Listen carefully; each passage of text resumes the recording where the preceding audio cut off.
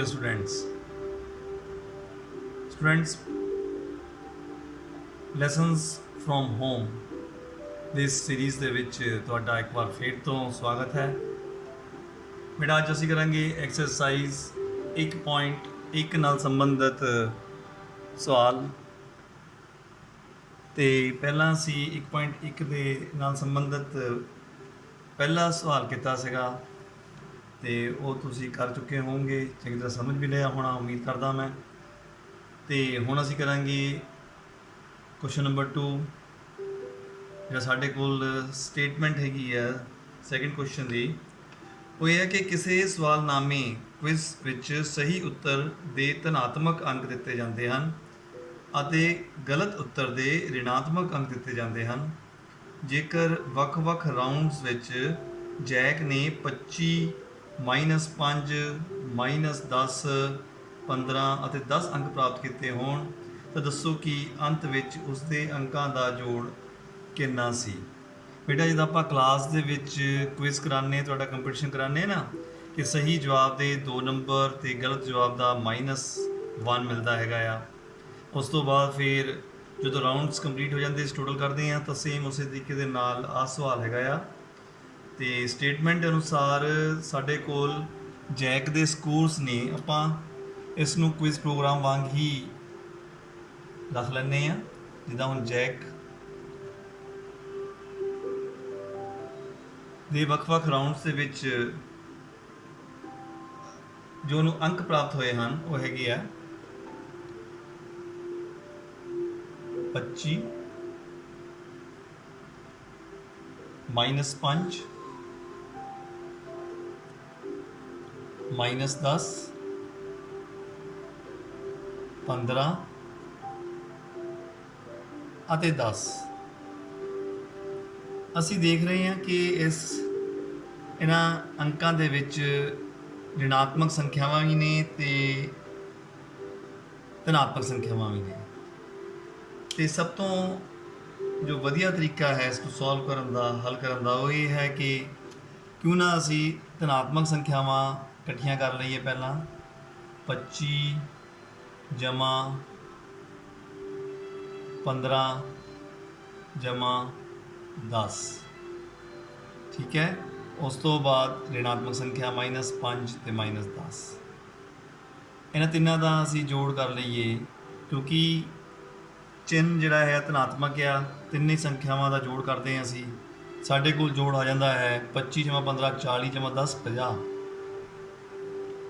ਉਸ ਤੋਂ ਬਾਅਦ ਅਸੀਂ ਇਹਨਾਂ ਦਾ ਵੀ, ਕਿਉਂਕਿ ਦੋਨੋਂ ਸੰਖਿਆ ਰਿਣਾਤਮਕ ਨੇ ਤੇ ਚਿੰਨ੍ਹ ਸੇਮ ਹੈ ਨਾ, ਦੋਨਾਂ ਦਾ ਸੰਖਿਆਵਾਂ ਦਾ ਚਿੰਨ੍ਹ ਸੇਮ ਹੋਣ ਕਰਕੇ ਸੰਖਿਆਵਾਂ ਦਾ ਜੋੜ ਹੋਏਗਾ ਤੇ ਚਿੰਨ੍ਹ ਲੱਗੇਗਾ ਰਿਣਾਤਮਕ ਹੀ, ਮਾਈਨਸ ਦਾ ਹੀ ਨਿਸ਼ਾਨ ਲੱਗੇਗਾ।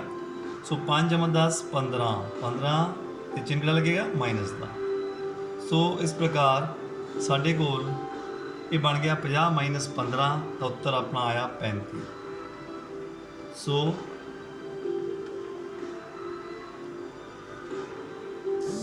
ਜੈਕ ਦੇ ਅੰਕਾਂ ਦਾ ਜੋੜ ਹੋਏਗਾ 35। ਲਿਖਾਂਗੇ ਅਸੀਂ ਜੈਕ ਦੇ ਅੰਕਾਂ ਦਾ ਜੋੜ ਹੋਵੇਗਾ 35। ਸੋ ਇਹ ਦੂਜਾ ਸਵਾਲ ਸੀ। ਹੁਣ ਤੀਜੀ ਸਟੇਟਮੈਂਟ ਆਪਣੇ ਕੋਲ ਹੈਗੀ ਆ, ਸੋਮਵਾਰ ਨੂੰ ਸ਼੍ਰੀਨਗਰ ਦਾ ਤਾਪਮਾਨ -5 ਡਿਗਰੀ ਸੈਲਸੀਅਸ ਸੀ ਅਤੇ ਮੰਗਲਵਾਰ ਨੂੰ ਤਾਪਮਾਨ 2 ਡਿਗਰੀ ਸੈਲਸੀਅਸ ਘਟ ਗਿਆ। ਮੰਗਲਵਾਰ ਨੂੰ ਸ਼੍ਰੀਨਗਰ ਦਾ ਤਾਪਮਾਨ ਕਿੰਨਾ ਸੀ। ਬੁੱਧਵਾਰ ਨੂੰ ਤਾਪਮਾਨ 4 ਡਿਗਰੀ ਸੈਲਸੀਅਸ ਵੱਧ ਗਿਆ ਤੇ ਬੁੱਧਵਾਰ ਨੂੰ ਤਾਪਮਾਨ ਕਿੰਨਾ ਸੀ। ਇੱਕ ਵਾਰ ਫੇਰ ਤੋਂ, ਸੋਮਵਾਰ ਨੂੰ ਸ਼੍ਰੀਨਗਰ ਦਾ ਤਾਪਮਾਨ ਸੀ -5 ਡਿਗਰੀ ਸੈਲਸੀਅਸ। ਅਸੀਂ ਪਹਿਲਾਂ ਲਿਖਾਂਗੇ ਸੋਮਵਾਰ ਨੂੰ ਸ਼੍ਰੀਨਗਰ ਦਾ ਤਾਪਮਾਨ ਸੀ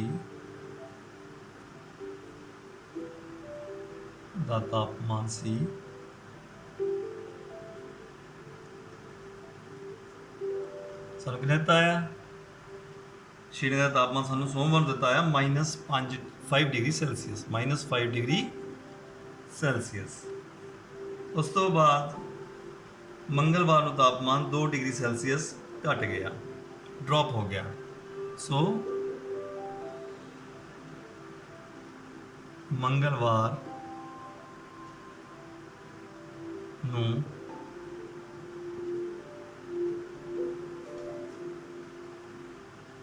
तापमान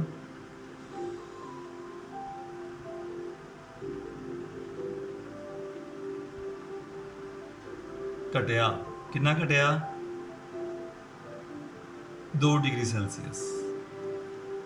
सो असी हुण लिखांगे कि मंगलवार ਨੂੰ तापमान मंगलवार ਨੂੰ तापमान होवेगा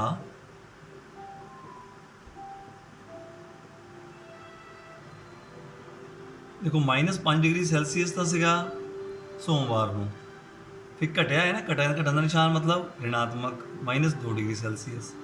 इसका मतलब मंगलवार ਨੂੰ तापमान ਉਹਦਾ हो गया -7 डिग्री सैल्सीयस। उस तो अगे की पूछा है सानू, बुधवार ਨੂੰ तापमान 4 डिग्री सैल्सीयस वध गया। फिर बुधवार ਨੂੰ ਵਧਿਆ तापमान कितना ਵਧਿਆ ਆ? 4 डिग्री सैल्सीयस दिता है ਆਪਾਂ ਨੂੰ, बिल्कुल सही 4 डिग्री सैल्सीयस दिता है। तो इसका मतलब बुधवार ਨੂੰ तापमान साढ़े कोल होएगा, बुधवार ਨੂੰ तापमान होएगा -7 डिग्री सैल्सीयस सी, मतलब वध गया मतलब धनात्मक हो गया ना जी, धनात्मक जोड़ लेना पै अंदर 4 डिग्री सैल्सीयस। साढ़े को उत्तर आया -3 डिग्री सैल्सीयस। माइनस कितना आ गया? क्योंकि आ ऋणात्मक संख्या है, ये धनात्मक संख्या है। ਆਪਾਂ पढ़िया है कि जे ऋणात्मक ਤੇ ਧਨਾत्मक दो संख्यावां ਦਾ जोड़ ਹੋਵੇ ਤਾਂ हमेशा ਘਟਾਓ ਹੁੰਦਾ ਆ, ਤੇ ਚਿੰਨ ਉਹ ਲੱਗਦਾ ਆ ਜਿਹੜਾ ਕਿ ਵੱਡੀ ਸੰख्या ਨਾਲ ਲੱਗਾ ਹੋਇਆ ਹੈ। ਸੋ 7 ਤੋਂ 4 ਘਟਾਏ 3 ਤੇ ਚਿੰਨ ਲੱਗੂਗਾ ਮਾਈਨਸ ਦਾ, ਸੋ -3 डिग्री ਸੈਲਸੀਅਸ ਉੱਤਰ ਆ ਗਿਆ ਇਸ ਦਾ।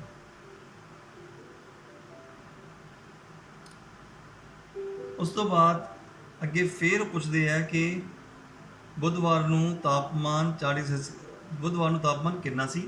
सो बुधवार ਨੂੰ तापमान सी -3 degree Celsius, -3 degree Celsius. Okay, तो ये साढ़े आंसर आ गए दोए। एक आंसर से अपने को सैकेंड पार्ट वह ये आ गया। सो इस प्रकार 2 ते 3 असी सम कर लए हैं।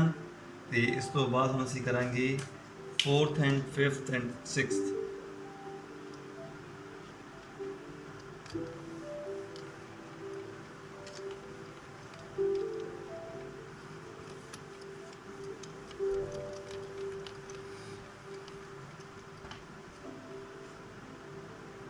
सम नंबर साढ़े को 4th हैगा आ। एक हवाई जहाज समुंदर तल तो 5000 मीटर की उचाई ते उड़ रहा है। 5000 मीटर की उचाई ते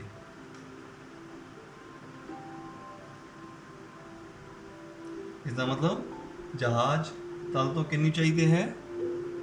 जहाज तल तो ऊंचाई,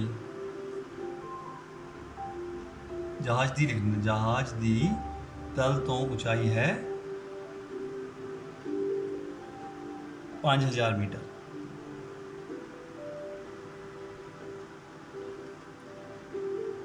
उस तो बाद एक विशेष बिंदु ते यह हवाई जहाज समुद्र तल तो 1200 मीटर थले तैरती हुई पनडुब्बी दे ठीक उपर है। ते समुद्र दे थले एक पनडुब्बी है, ते उस तो यानी समुद्र तल तो पनडुब्बी जिहड़ी है वो 1200 मीटर थले तैर रही है। ਸੋ ਪਣਡੁੱਬੀ ਦੀ ਦੂਰੀ, ਪਣਡੁੱਬੀ ਦੀ ਤਲ ਤੋਂ ਦੂਰੀ,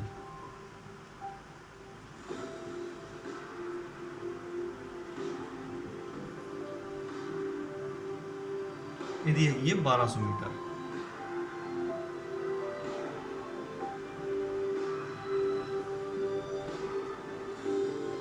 ਤਲ ਤੋਂ ਅੰਦਰ ਨੂੰ ਦੂਰੀ ਹੈ ਨਾ ਇਹ। ਉਸ ਤੋਂ ਬਾਅਦ ਅੱਗੇ ਸਵਾਲ ਹੈਗਾ ਆ ਕਿ ਪਣਡੁੱਬੀ ਅਤੇ ਹਵਾਈ ਜਹਾਜ਼ ਦੇ ਵਿੱਚ ਸਿੱਧੀ ਦੂਰੀ ਪਤਾ ਕਰੋ ਕਿ ਇਹਨਾਂ ਦੇ ਵਿਚਕਾਰ ਦੀ ਦੂਰੀ ਕਿੰਨੀ ਹੈਗੀ ਆ। ਇਹ ਅਸੀਂ ਪਤਾ ਕਰਨੀ ਆ ਹੁਣ। ਸੋ ਅਸੀਂ ਲਿਖਾਂਗੇ ਪਣਡੁੱਬੀ ਅਤੇ ਹਵਾਈ ਜਹਾਜ਼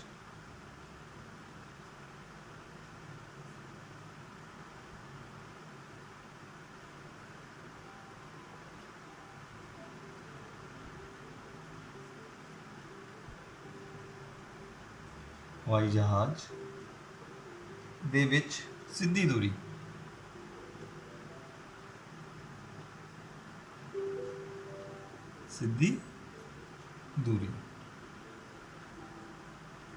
ਉਹ ਹੋਏਗੀ 5000 ਮੀਟਰ ਪਲੱਸ 1200 ਮੀਟਰ, ਜੋ ਉੱਤਰ ਆਏਗਾ ਆਪਣੇ ਕੋਲ 6200 ਮੀਟਰ। ਕਿਵੇਂ ਹੋਏਗੀ? ਆ ਦੇਖੋ, ਇਹ ਸਮੁੰਦਰੀ ਦੀ ਤਲ ਹੈ, ਠੀਕ ਹੈ, ਸੀ ਲੈਵਲ। ਇੱਥੇ ਜਹਾਜ਼ ਹੈ ਕੋਈ,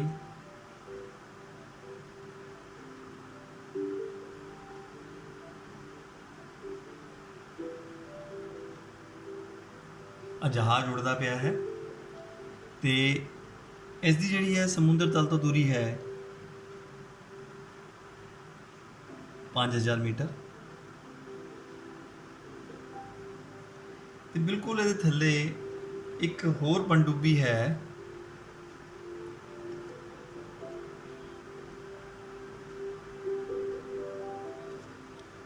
ਤੇ ਉਸ ਦੀ ਦੂਰੀ ਹੈ ਐਸੇ ਹੀ ਤਲ ਤੋਂ 1200 ਮੀਟਰ। ਸੋ ਇਹਨਾਂ ਦੋਨਾਂ ਦੇ ਵਿਚਕਾਰ ਦੂਰੀ ਕਿੰਨੀ ਹੋਈ? 5000 ਜਮਾ 1200, 6200 ਮੀਟਰ, 6200 ਮੀਟਰ, 6200 ਮੀਟਰ ਸਾਡਾ ਆਨਸਰ ਆ ਗਿਆ ਹੈ। ਪੰਜਵਾਂ ਸਵਾਲ ਹੈਗਾ ਆਪਣੇ ਕੋਲ, ਮੋਹਨ ਆਪਣੇ ਬੈਂਕ ਖਾਤੇ ਵਿੱਚ 2000 ਰੁਪਏ ਜਮ੍ਹਾਂ ਕਰਦਾ ਹੈ। तो बैंक खाते ਵਿੱਚ मोहन द्वारा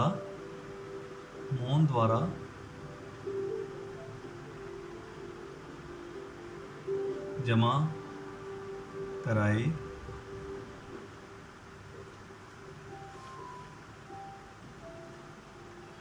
रुपए कितने है रुपए 2000 रुपये ਜਿਹੜੇ ਹੈਗੇ ਉਹਨੇ ਜਮ੍ਹਾਂ ਕਰਾਏ ਹਨ। ਅਗਲੇ ਦਿਨ ਇਸ ਵਿੱਚੋਂ 1642 ਰੁਪਏ 1642 ਰੁਪਏ ਕਢਵਾ ਲੈਂਦਾ ਹੈ। ਸੋ ਕਢਵਾਏ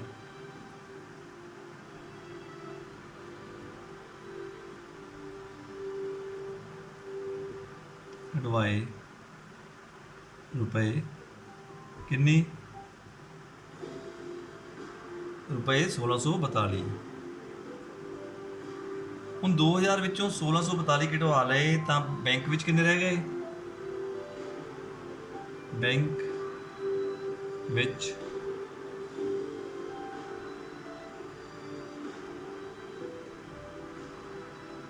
ਰਾਸ਼ੀ ਰਹਿ ਗਈ ਕਿੰਨੀ? देखो रुपए 2000 रुपये तो जमा कराया से ना, ये धनात्मक हो गई, तो आ ऋणात्मक है कढ़ाई गई है चों रुपए 1642 कढ़ा रहे उसने, ठीक है। तो वो कोल हुण बैंक विच राशि रह गई कितनी रह गई? रुपए 358। जो आप घटावांगे तो 358 रुपए बैलेंस हैगे आ उस विच पए। सो मोहन दे खाते विच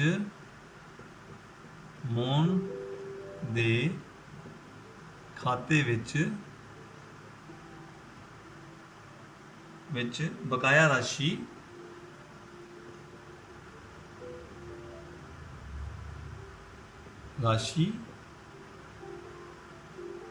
है